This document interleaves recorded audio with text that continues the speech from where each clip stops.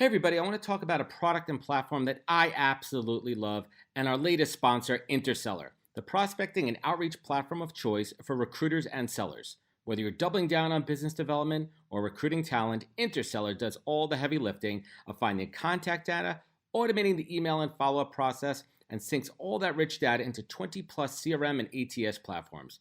Reach out now and get going on a 2-week free trial and let them know you heard about it from Adam on the POZcast today. Check out the link on the website. Appreciate it.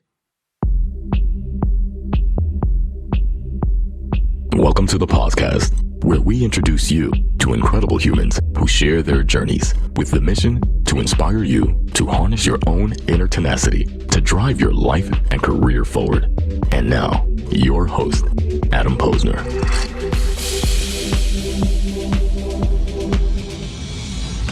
All right. Welcome, everybody. We made it. We did it. We are here. It is the 18th day of November. I keep saying this as a time capsule, so I could go back and look at this digital collection I have of amazing guests and amazing stories. And I have a fantastic panel and event today. Everyone joining us live across the World Wide Web. Welcome to a very special POZcast VinSocial co-branded event, empowering women in the workplace. You guys all know me. I'm Adam Posner, the host of the POZcast, and I'm thrilled to welcome my co-host for tonight, Sarah Mole. Sarah, welcome. Thank you. Awesome to be here, Adam, and so lovely to see Laura and Claude here. Hi, everybody. Thanks for being here. Hope you have your wine poured. Don't wait for permission, right? We are ready. Sipping, right? We're already sipping our wine. We are good to go. So before we dig in and Sarah takes us through the wine and a little bit about what's going to happen tonight, I do want to welcome our two esteemed guests tonight. First, in my Brady Bunch bottom left, for those who are following us at home, she is the CEO of Havas New York, Laura Maness. Welcome to the show. Thank you so much. It's so exciting to be here. That's awesome. And why don't we just take a quick moment, and I'd love if you could just quickly introduce yourself to our audience. Tell us, as I say when I interview folks, tell us who you are and what you do best. So I'm Laura Maness. I'm the CEO of Havas here in New York, in Tribeca. We are part of the world's largest entertainment company, Vivendi, and I run our creative agency, so our flagship agency of North America. We are on a mission to build better human beings and build more meaningful brands simultaneously. And I have a passion for this subject matter right here. So I know that I am in the right space tonight. Thanks for having me. That's fantastic. And someone who is near and dear to my heart, Claude Silver, Chief Heart Officer at VaynerMedia. How you doing, Claude? I am great. It's amazing to be here. I love seeing you, Adam, Sarah, and Likewise. Laura. Great to meet you. Thanks for having me. That's awesome. Sarah, tell us a bit about what we're going to do today. Let's do it. Yeah, first of all, such an honor to be joined by Laura and Claude tonight. Two awesome powerhouse women, certainly inspire me in ways you probably don't know, but this is it's truly special to be able to, have this great sort of intimate connection, sip some wine together, have a great candid conversation. And so for the audience, I just wanted to do a quick intro of myself and VinSocial, just so we set the stage here for the convo. So I am the founder of VinSocial, the chief executive officer of VinSocial. I'm also a certified sommelier, a certified specialist of wine, and a seasoned wine educator. And VinSocial is a modern wine edutainment platform. We are on a mission to deliver the human touch of hospitality in the virtual world. We work with companies of all industries and sizes to engage their most valued relationships in thoughtful shared experiences that happen to be centered around, you guessed it, wine and also spirits education. And really, we use this virtual stage, if you will, to spotlight the lesser known small batch and sustainability focused wineries of the world that are crafting wines that are good for us and good for the planet, and many of which are women led, such as this gorgeous Pinot Noir from Brooks Winery that we are all tasting tonight from Oregon. And Janie Brooks Hoyk, who is the figurehead of Brooks Winery. I really believe Brooks is sort of the epitome of what a purpose-driven wine brand can be. They're a certified B Corporation, a member of 1% for the Planet, delivering top quality, accessible price points. They're inclusive, hospitality-driven, zero pretense, just amazing people and amazing wine. And as a female founder and CEO in the wine industry, I make a very intentional point of hiring women and partnering with women-led organizations, because to me, it truly is an all boats rise mentality and dynamic, right, ladies? Yeah. So without further ado, we have a tradition that I'm bringing to the POZcast, which is the Vin Social Toast. And don't mind my shallot. I don't have a wine glass here, but we'll just go with it. You wouldn't mind? All right, here we go. Cheers to the makers, the risk takers, the ones who aren't afraid to get their hands dirty, those who thrive on creating something with purpose, something that will stand the test of time. We see you, we celebrate you, we raise our glasses to you. Cheers to all of you joining us tonight, and cheers to you, Claude and Laura, and to Brooks Cheers. Winery. Back at you. Thank you so much for joining. So we're not here today just to drink wine, because it's tough. We can't do it all together, but we are actually going to have a very meaningful conversation. And tonight's topic that we're going to discuss with this awesome panel is empowering women in the workplace. And I couldn't think of two more stellar guests to have this conversation with tonight. I'm going to hand it off to Sarah to kick things off. Absolutely. All right. So before we look forward, right, I feel like we got to take a moment to look backwards. Right. And so both of you have been in the industry for a while, climbing the ranks inside the ad world. And looking back over the 20 years from your perspectives, how have you seen the progression of women empowerment in your industry specifically? The good, the bad, and the ugly, if you don't mind. Okay, I'll start. Why not? It kind of feels like I'm cheating a little bit just talking about, the past. But, it's been a long career where I have seen a lot of great, good, and not so great. I have seen places that I worked where women didn't have offices. I mean, I'm going prehistoric here, where it was the majority of men in a room, and where it still felt like, I think, in the dark ages that women weren't seen, this is a generalization, but not as creative. I mean, I can remember one place I worked where probably out of 20 creatives, there were only 2 females. And that's something now going forward, which I'm sure we'll talk about. Now we're working on DE&I and getting our numbers up there. But I think in the olden days, I think it still was a place where it was very much still a Adland madman type of world, even though I was on the West Coast or in London. So it's wonderful to see the changing of the tides and more, I would say, more fluidity and diversity of thinking, which I think is something that females bring in to the workplace. Agreed. Yeah, I would absolutely echo that.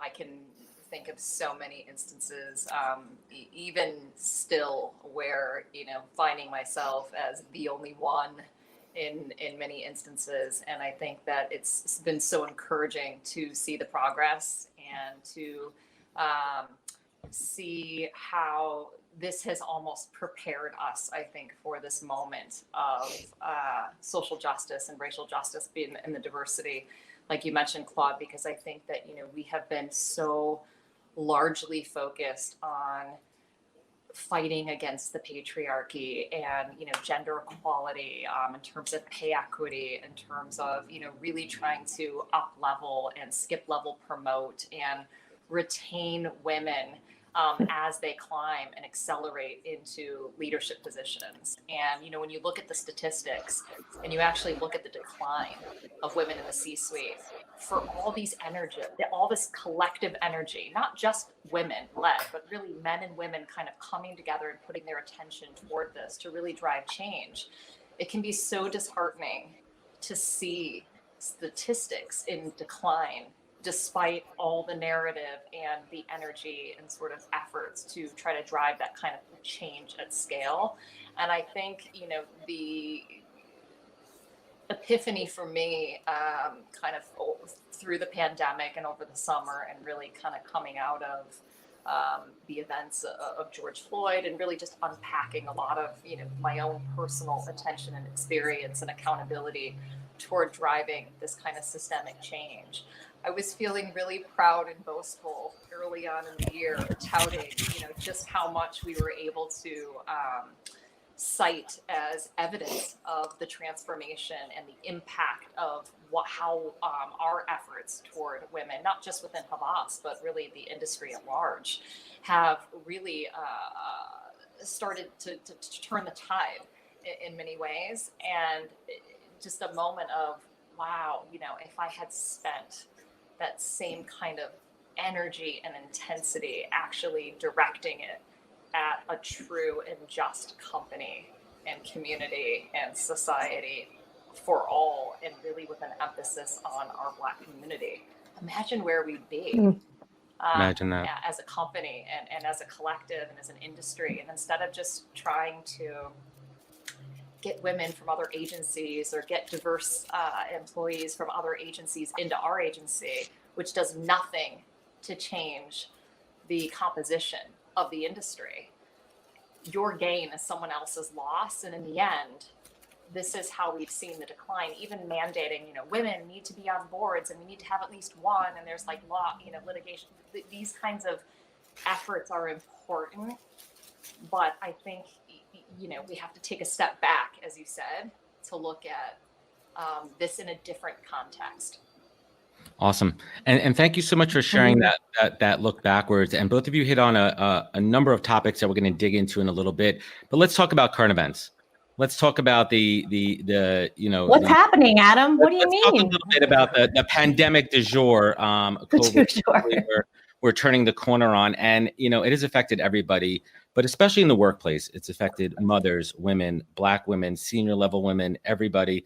Burnout's real. Managing the balance between home, life, work, leading teams remotely, being concerned about your own performance. And there's a recent study that said, quote, 1 in 4 women are considering downshifting their careers or leaving the workforce due to COVID.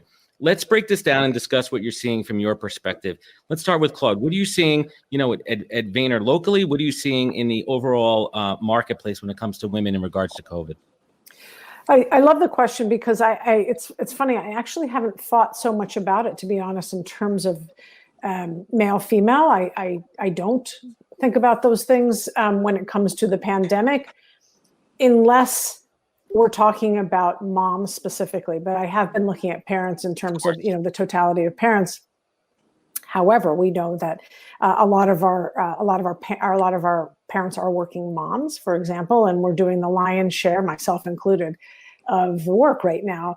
So, as soon as COVID hit and we started working from home right around March 16th or so, and I sent everyone home, there was no playbook, right? We were all in triage mode, every single one of us, whether or not it was here, there, or everywhere. And so we knew that we had to immediately get our people safe, make sure that they had everything they needed to perform their job, but also that parents were going to need to scramble to figure out childcare, schooling, and all of those things. And so, we had a very large cry out for, we needed to help people empower themselves, learn how to set boundaries. And that was the first thing that we noticed immediately, which was, we had to let our leaders and our managers know that they had to help people find their voices, specifically moms. And also we needed to let people know that it was okay to say, I'm offline until 9:30. I'm shutting down at 5:30. I will come back on at 8:30 if I need to in the evening. The empowerment piece was the biggest thing we could really apply and provide to our working moms, working parents, but working moms specifically. The other thing we did was, scrounge around like everyone else did to find, was it PBS lessons, online? Where could we go? What could we do in those first 4 weeks? What Instagram live show was there? Was there a music class our kids could join? Those types of things. So what I saw, the most amazing thing is in the triage, and you think about an emergency room in triage, there are groups, there are teams that work together. This was not a moment of not belonging. This was a moment of belonging, coming together, connecting.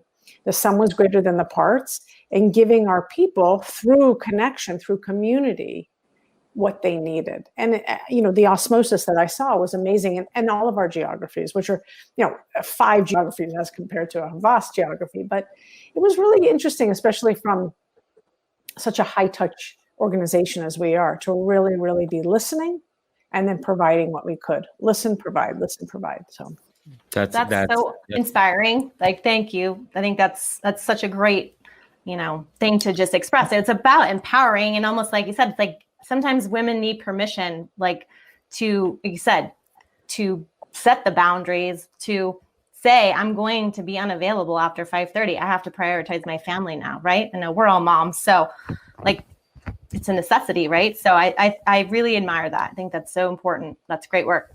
Thanks. Thank you.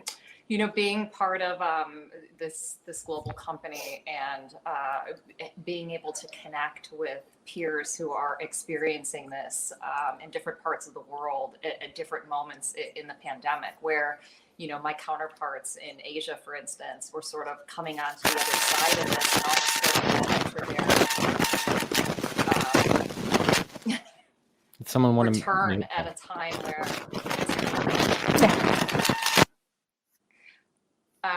So, it just being able to observe and connect on how hyper local the experiences were, but like that shared empathy and understanding for how that would then impact, how we would respond, because we had a little bit of foresight, I think, in how they were sort of navigating the beginnings of like return to work and how to, exactly what you said, this is the great equalizer. And I think the dynamics in the household and just, understanding some people starting to kind of even come back into the office environment while others are, voluntarily needing to be at home or choosing to be at home or wherever they are, and working out the interpersonal dynamics of having a hybrid staff, which will forever be flexible.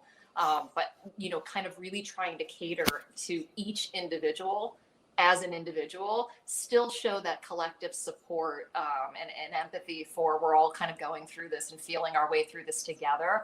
But everyone has sort of a nuanced, need set that needs to be interpreted and responded to on a very individual level. Getting back to our topic here, empowering women in the workforce, I want to talk about how companies are finding ways to amplify female voices, whether it be through thought leadership, speaking, conferences. And I know both of you are, pre-COVID and even, post-COVID right now in high demand for speaking engagements. Laura, I'd love to share how you personally are really taking charge of amplifying your own voice and other females within the industry and within your company. Yeah. I think the willingness to just be vulnerable and lend a voice, even if you don't feel like you have, it's not really about claiming the narrative and going out there to scale the messaging. I think it's about listening and learning and exposing yourself to conversation that will help you continually grow and shape your point of view and be able to bring that point of view back in and scale it on behalf of other women, in the company and also in the industry. But I am working on saying no more and being more intentional with doing less better to drive better impact. But I have also sort of dropped the guard and recognize that it's less about crafting the narrative, and it's more about experiencing the growth through being willing to lend a voice and learn something and maybe even change a viewpoint or be willing to get out there. And I do think that it's incredibly exciting and frustrating, like simultaneously, to put yourself out there for these things. But the impact, I think, is really exponential. To really be able, especially now in this time where, again, through quarantine and really just having the mental capacity and space to reflect on what's important and how to contribute more meaningfully, and how, by accepting those invitations to be engaged in a dialogue, to drive to some action, to scale that intention, I think is incredibly powerful. So I do that myself. I also try to, create room for others to have a voice that wouldn't necessarily maybe be the first choice that somebody would go to, because they probably have you know, are more of an introvert or have kind of a quiet public profile, or they just haven't been sort of focused on being out front and center. But I think really the diversity of those experiences, the diversity of those voices, and being able to kind of put together that mosaic to represent more of a collective and not just, you know, trying to, like I said, own the narrative. I love it. Did we leave anything for Claude on that one? No, it was so good. I mean, I was thinking, I was like, gosh, Laura, that's exactly right. And that's okay. That's okay to say that. Great. One of the things I'll just really add on to is something that Laura said that I thought was really important, which is empowering again and assisting, if that's the right word, others to find their voice and to take up space. And for example, in the incredible richness that I have where people are asking me to speak, it's a really wonderful layup for me, A, to practice saying no, but B, that to someone else on my team or someone else in the company that A, is going to probably say it in a better, different way than me. You know, my voice is out there. And to really help them, you know, lift off. I'm not saying that they want to be the next, you know, greatest public speaker in the world, but everyone has something to say and everyone has a story. And I think this is the time to help promote others. And whether or not you want to call that reverse engineering mentorship, or I'm not, you know, it's this is a time of what you see is what you get, 1,000%, and a phenomenal time because of the richness of offers or opportunities, or just that we're all here in front of Zoom, so we are accessible to just, you know, alley-oop to someone else. And I'm finding really in doing that.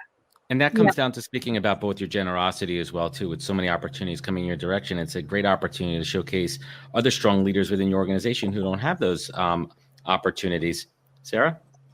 No, yeah, I'm just saying, I think to your point, like there's something beautiful about the evolution into virtual, like that makes sort of it okay to be unpolished. And I think in a way that's been really great because it's like you said, it's like stripping away the production, like you said, shaping the narrative, and it just allows for vulnerability and authenticity and, like, quite frankly, just honest, like real conversations to happen. And really, I think, I mean, just case in point tonight, like just the accessibility and democratization of access to great people like you who could be inspiring other people. So, I mean, there are some positives to all this, right? Some good silver linings. And I know that the topic has really been around, you know, from a women, like how do we help other women, like find that voice and have that space. But I would say that, you know, we, what rings through my head as I'm working to just be a better ally and demonstrate, you know, and listening and learning throughout this journey, but decentering and, you know, really kind of, like, for example, we had an opportunity through, we had, you know, done a sponsorship for the latest Allyship in Action Summit. And they're like, oh, Laura, you know, we'd love to have you say a few words and, you know, talk about some of the traction. I know you launched this Commit to Change plan. You were cited as one of the most, you know, accountable holding companies in terms of having like actual time gated, you know, deliverables against this plan. And like, can you give us an update on your traction since the last time, you know, we got together in the summit? And instead of using that asset as a way to validate and kind of claim that, we said, you know what, there's this amazing poet in Boston that really has a voice that everyone should hear and experience. And I'm going to take those paid sponsorship dollars to demonstrate the support.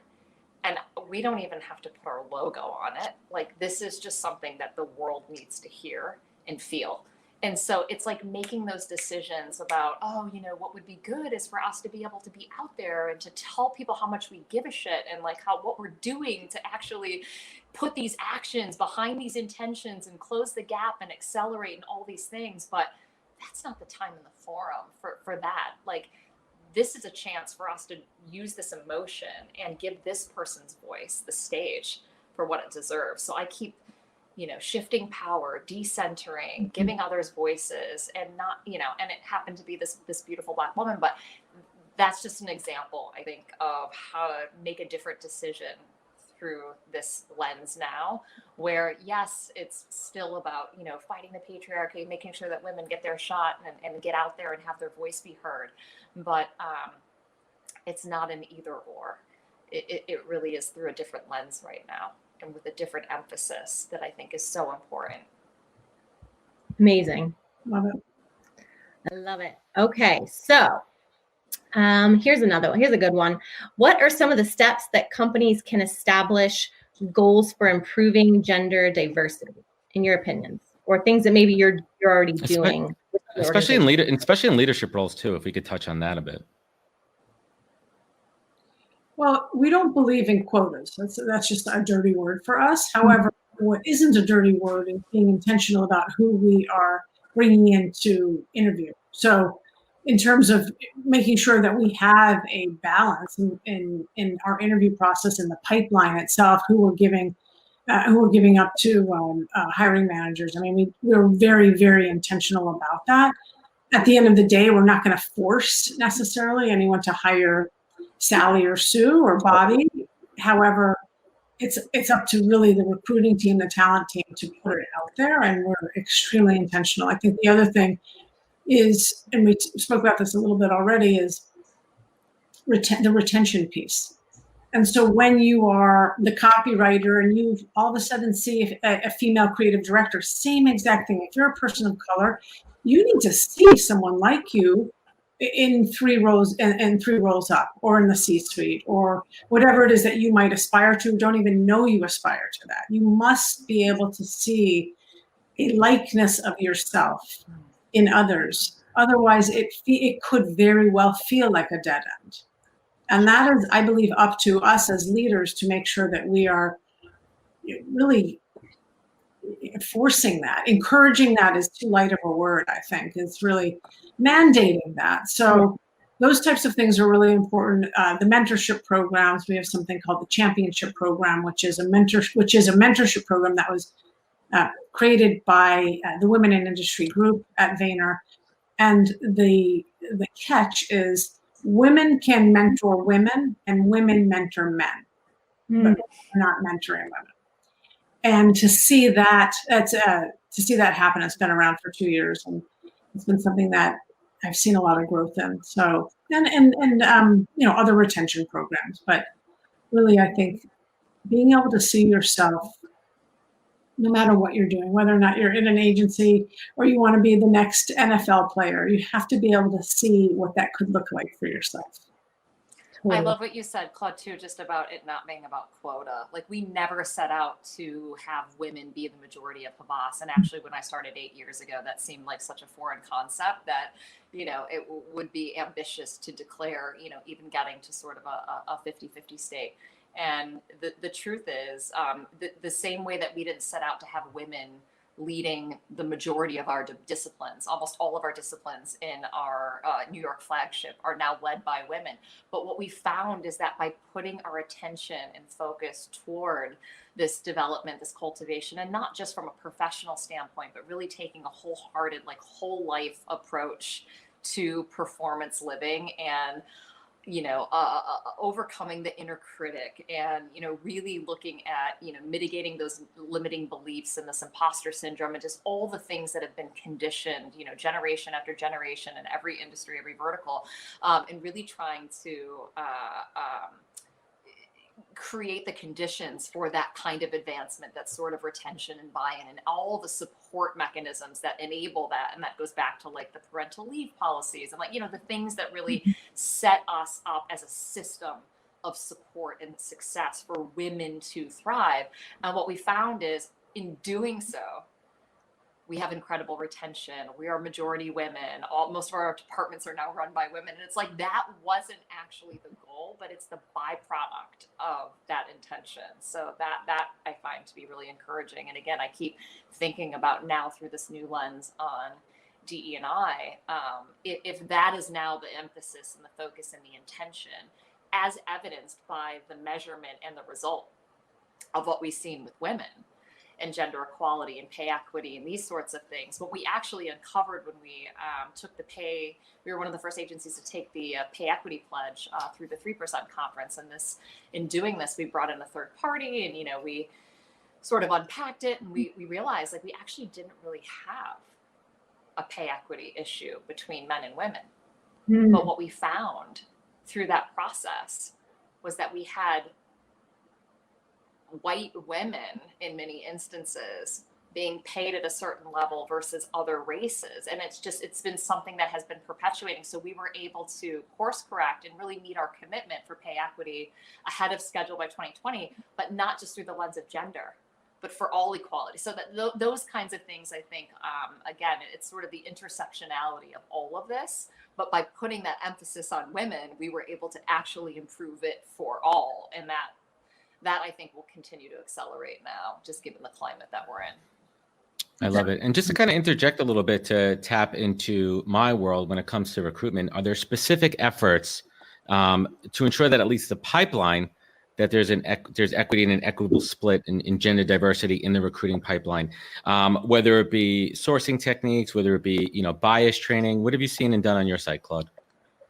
Bias training is huge. I mean, we now are not, in terms of looking at resumes in the UK and our international offices, we removed the name. It's not something we've done in the US yet, but we've Interesting. Yeah, which has been amazing, I have to say. In fact, something that Laura just said is so interesting on us as well. All of our satellite offices, the MDs are all females. And that literally just happened. I was involved in the interview process. There were males and females. Yeah. And just to watch that happen has been really, really exciting, especially I think when you look at Vayner from the outside, especially Vayner of yesteryear, when you have thought it was just Gary and the boys. It's 51% female. We've had pay equality now for 4 years. We used an outside agency vendor as well to help us, and it was amazing to see that, wow, that wasn't our issue. Our issue, to be perfectly frank, was that the OGs, the people who had been there for 9 years, 10 years, 8 years, actually hadn't been made right based on the people that had been coming in from the outside. So we had to work on that. Yeah. Interesting. The current crisis that we have in our hands internally is that, and this is kind of evidence of the success of the parental leave policy, is that we have so many concurrent dads out simultaneously.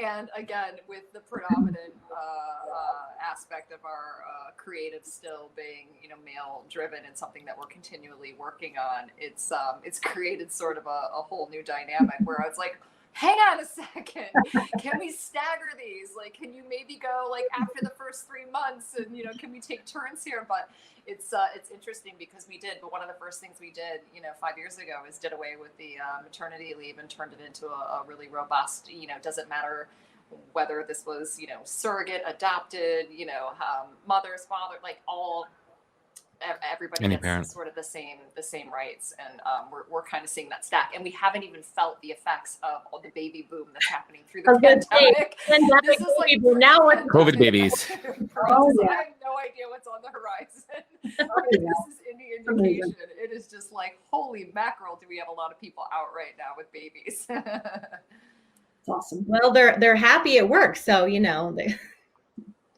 happy in life. happy in work and happy in life. And I want to talk a little bit about extracurricular activities. I want to talk a little bit about outside organizations. I know the folks on this panel are involved with organizations such as Chief and some other groups as well. I'd love to talk about, what professional women can do to really find opportunities outside of the workplace, to connect, to network, and to learn. What advice would you give, Laura? It's the full spectrum. I have been a part of the She Runs It organization for years and have found just such tremendous value in the reverse mentorship, right? So several mentees, I feel like we are growing and living together, and it's been just an incredible source of inspiration and driving kind of a level of accountability. And that's been super gratifying, for years. I think the Chief community is phenomenal, and the ability to have this virtual connection, and as they continue to scale, through the app, and just the way that they're sort of bringing people together and fueling, inspiration and talks and things. It's a lot of people in between successes, as well as people who are sort of at the top but finding themselves feeling a bit isolated with the same kind of ambition. So I think just the community and the spectrum and diversity within that community has been a tremendous value add, to my life. And more recently, as also a certified B Corp in our London office, in Amsterdam, and soon to be in New York, which we love our fellow B Corps and those highest standards. I think finding a real community in kindred has also been something that both from men and women, but some of the more incredible, inspiring assemblies and conversations of late, and really closing the distance between intention and action. And a lot of the programming there has been incredibly valuable. So I think it's through these constructs, the Adweek mentorship, executive mentorship that Nadine has been behind, has also been incredible. Yeah. So it's really a mix. But I think we've had a relationship with Lisa McCartney's organization, Fast Forward Women, for years, and that's continued to scale. And we formed our own women's group within Havas.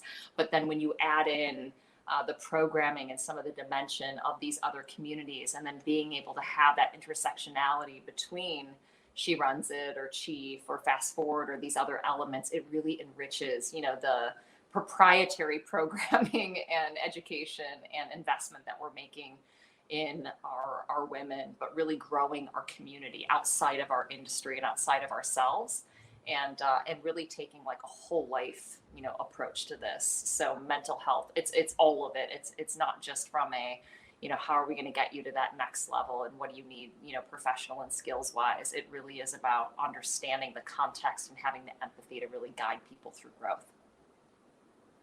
Empathy. Love it. All right. So before we wrap, we got to leave everyone. I mean, this has been a highly, I think, optimistic conversation in general, right? So thank you for that, right? Lots of hope, lots of positivity to look towards as we move through this crazy year we've just been through. But for both of you, just like a quick sort of either personal or professional sort of like silver lining, road ahead. What are we looking forward to in 2021? Yeah, I'll jump in. I think that there's something to be said about us all having this incredible collective experience together. I believe that it has brought us together in terms of being more authentic with one another, as Laura mentioned earlier, more vulnerable, leaning in on our humanity, and allowing people to see their leaders in the same light. We're all in our living rooms, we're all in our closets, we're all in our bedrooms, those types of things. So I think the normalization, democratization, but really there's a normality where we're not behind closed doors. So that's what I'm really excited about today and tomorrow, I can say. And I think that one of the things that I share a lot, and I think that we're only going to share it more, is that there is no perfection. There is no perfection. Doesn't exist. Yep. And we come from an advertising world where it is all about perfection. But the wonderful thing is when you saw 3 weeks out, we all went home. All of a sudden, 2 weeks out, you all of a sudden saw advertising, whether or not it was above the line, below the line, offline, where you could see the clients and the agencies pivoted very quickly to show people with masks on, to show what it's really like. And so there's something about just this time. We're not going back anytime soon. There is no back. There is only forward. So more consciousness, more heart. These are the things that I firmly believe that we've all been praying for secretively, silently, in our pockets with squads, and we're here. We're literally here. So let's make the most out of it. Let's make the most out of it and have these conversations and encourage people to speak up, because there is no wrong. We are all finding right together. The thing I love about that is just, you think about it, I guess, you could say, like, I'm sure there are certain instances where we find ourselves in some kind of, competitive construct.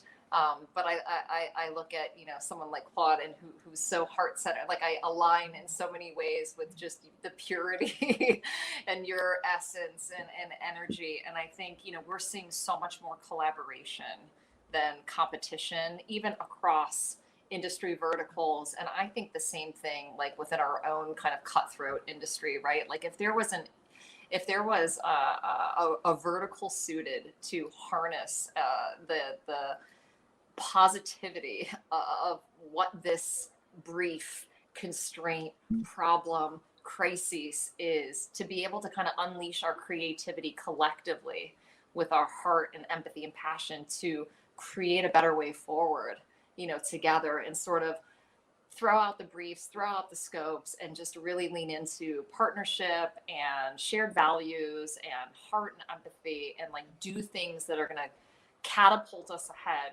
and accelerate the transformation that we're all kind of fighting in our own individual ways, on a daily, weekly basis in this chaos that exists. It's really encouraging to be able to kind of connect. And I think, we're going to continue to crave this deeper level of connection, this substance, this, in real life experience, and just like where this is leading. So when I think about, certainly the challenges and the setback and, what we're all kind of, the sense of fear and the real health risks and everything that's sort of, as we get the text message a few hours ago that the New York public schools are now closed officially, Thursday. And it's like, oh my God, we're back to all virtual and what that entails.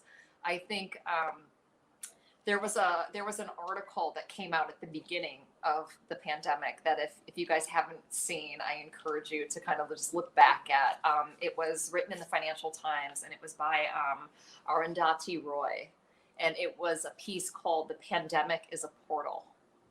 And there was a line at the end of the phrase, and just to sort of leave you with this optimistic thought, and this is something that I've literally taped on my monitor here, and it's like emblazoned as a daily motivator, right? And she said, "Whatever it is, coronavirus has made the mighty kneel and brought the world to a halt like nothing else could.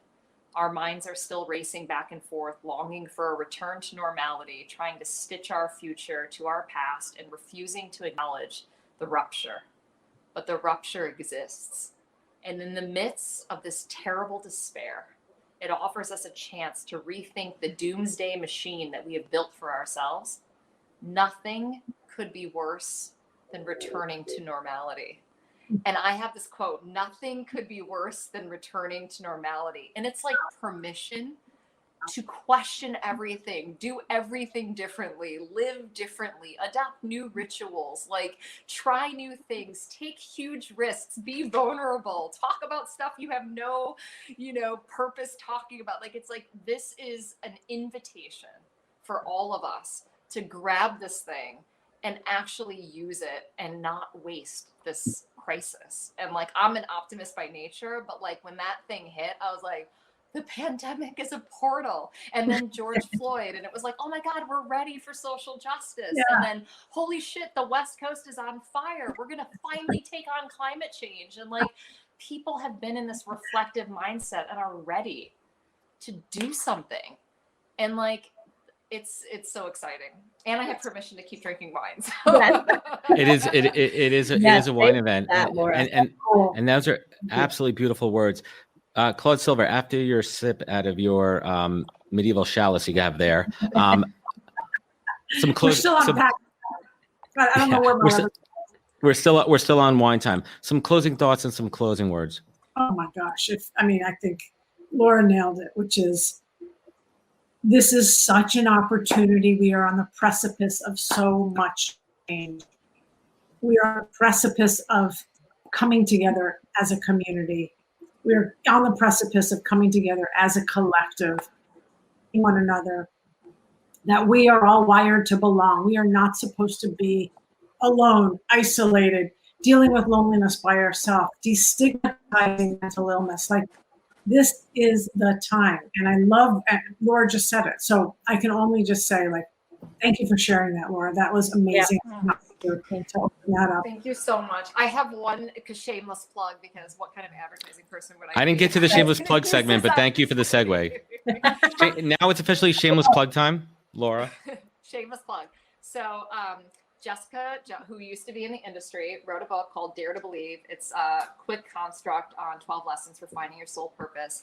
She founded a women's purpose retreat 3 years ago that completely changed my life. And when I think about this topic of women and coming together, and how as community revealing ourselves and getting down to the substance and really affecting our cause, it has been absolutely the best thing I've ever experienced. And it's in its third iteration when the COVID hit and we couldn't kind of come together in a physical experience.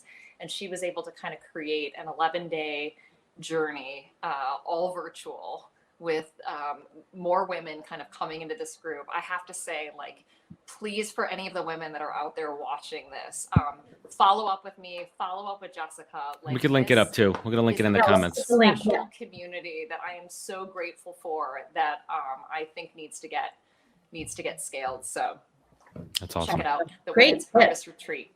Fantastic, ladies. I mean, one of the bright sides, we're able to do this together, and we're able to have this opportunity to share, to discuss, to look backwards, but also look forwards at the same time. And I want to thank the three of you immensely. Laura, absolute pleasure to connect. I hope we can continue to build this relationship. Claude, you know how I feel about you. Sarah, thank you for being a fantastic co-pilot here. Sarah, any final thoughts? Get your holiday gifts through Vin That's Social. right. This is amazing. They have this whole new product line.